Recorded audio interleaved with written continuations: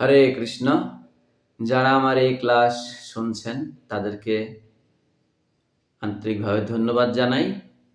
আজকের বিষয় নবদ্বীপ ধাম কেন এবং কে এই ধাম সৃষ্টি করেছেন। মুকম করতি বাচলম পঙ্গুম লঙ্ঘয়তে গিরিম যৎকৃপাতমহং বন্দে শ্রীগুরু দীনতারিণম পরমানন্দ মাধবম শ্রী চৈতন্য ঈশ্বরম। হরে কৃষ্ণ। এই নবদ্বীপ ধাম সর্বতীর্থ শিরোমণি এবং সন্ধিনী শক্তির লীলাবিলাস বা লীলাভূমি এই নবদ্বীপ ধাম। এই ধামের আয়তন 16 ক্রোশ পরিমিত পরিধি বিশিষ্ট। এই ধাম 9টি দ্বীপ রূপে আবির্ভূত হয়েছে। চিৎ ও আনন্দ শক্তির নিবাসস্থল এবং সর্বতীর্থ দেবঋষি ও শাস্ত্র সমূহের আধার বা আশ্রয় স্বরূপ। তো এই নবদ্বীপ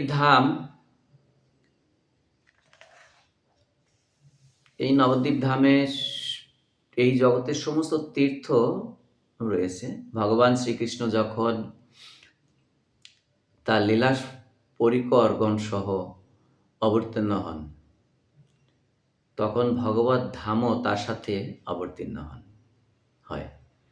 শ্রীধাম মায়াপুর অবশ্য শ্রীমতী রাধারানীর নিজস্ব সৃষ্টি। লীলার পর শ্রীকৃষ্ণ তার অন্য প্রেমিকার নিকট থেকে প্রলোভিত করে নিয়ে আসার জন্য তিনি এই ধাম সৃজন করেন। কৃষ্ণকে অর্থাৎ কৃষ্ণকে অন্য একজন প্রেমিকার নিকট থেকে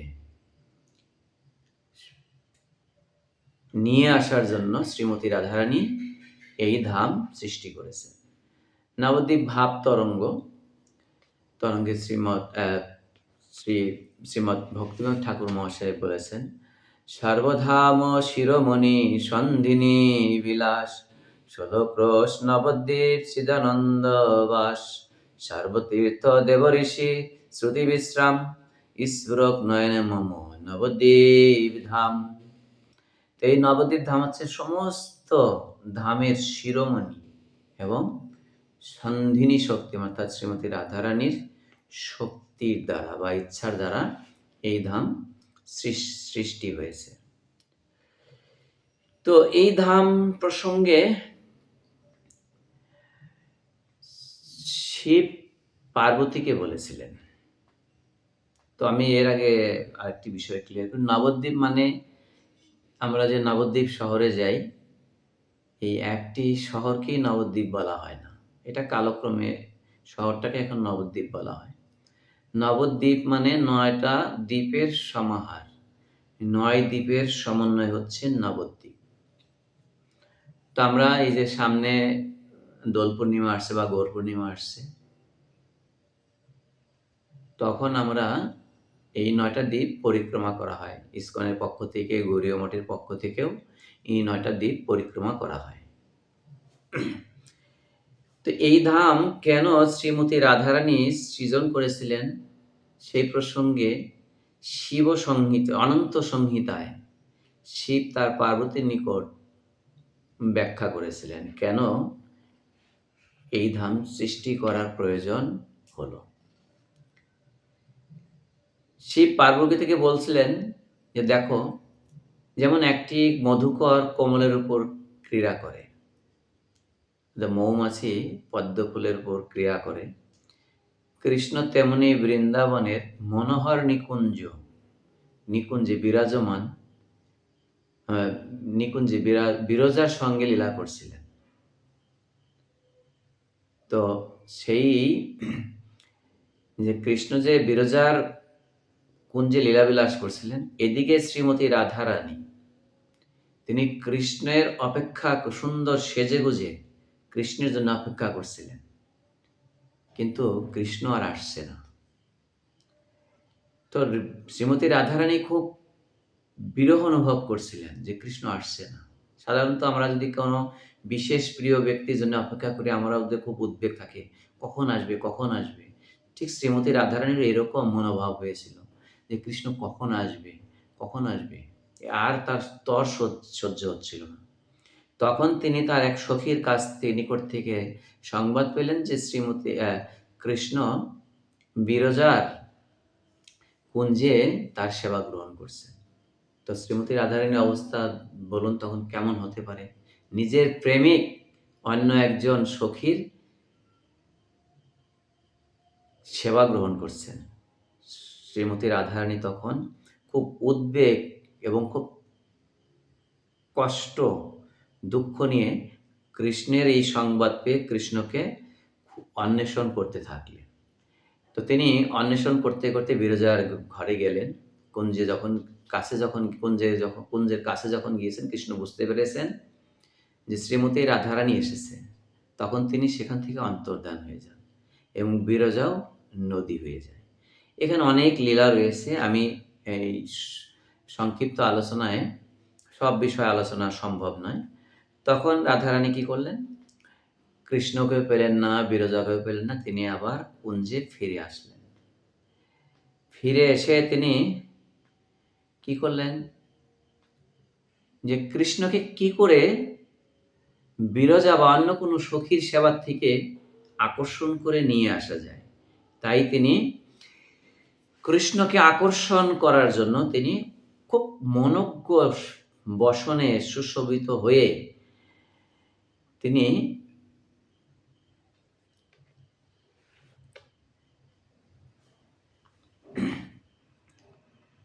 একটি মনোরম স্থান তিনি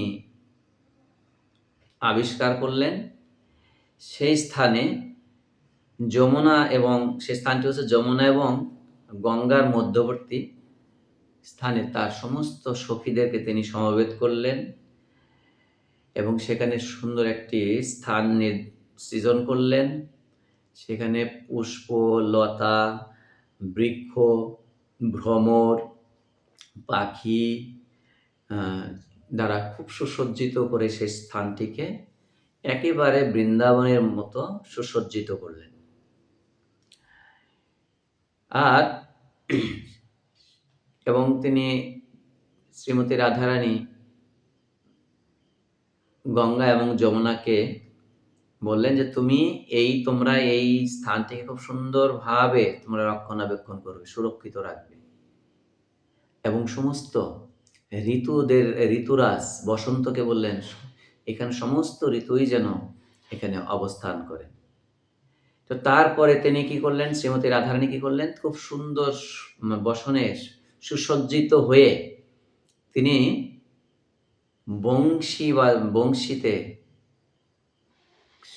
বংশী বাজাচ্ছিলেন যাতে কৃষ্ণ আকর্ষিত হয়। কৃষ্ণ সকলকে আকর্ষণ করেন, কিন্তু শ্রীমতী রাধারানী কৃষ্ণকে আকর্ষণ করেন।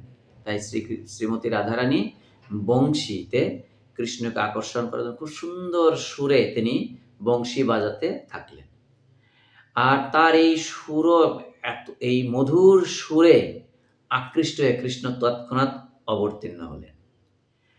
অবতীর্ণ হয়ে কি করলেন? কৃষ্ণ চিত্ত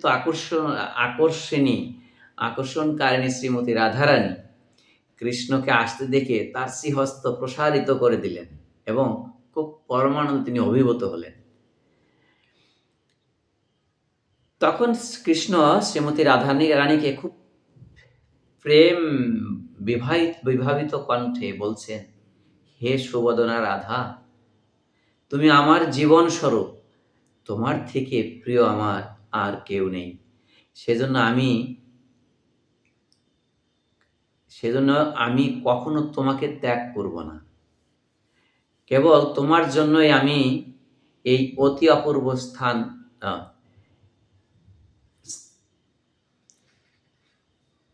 কেবল আমার জন্যই তুমি এই অতি মনোরম এবং খুব অপূর্ব সুন্দরতম স্থান তুমি তৈরি করেছ। আমি তোমার সঙ্গে এই স্থানে অবস্থান করব এবং এই স্থানে নব নব সখী এবং নব নব নিকুঞ্জ সৃষ্টি করব, নিকুঞ্জ দ্বারা সুশোভিত করব। আর যেহেতু এই স্থানটি একটি এবং এই স্থানকে নববৃন্দাবন রূপে এই জগতের মানুষ কীর্তন করবে। আমরা এখন দেখতে পাচ্ছি যে এই নবদ্বীপ ধামকে বলা হয়, এই ধামে, এই নবদ্বীপ ধাম এবং বৃন্দাবন ধামের মধ্যে কোনো পার্থক্য নেই, অভিন্ন। আর আমার আজ্ঞায় আর এই স্থানটি যেহেতু একটি দ্বীপের ন্যায়, তাই এই স্থানের নাম এই জগতের মানুষ নবদ্বীপ নামে ডাকবেন। আজ থেকে এই স্থানের নাম হলো নবদ্বীপ। তো সেই থেকে এই ধামের নাম হয়েছে নবদ্বীপ।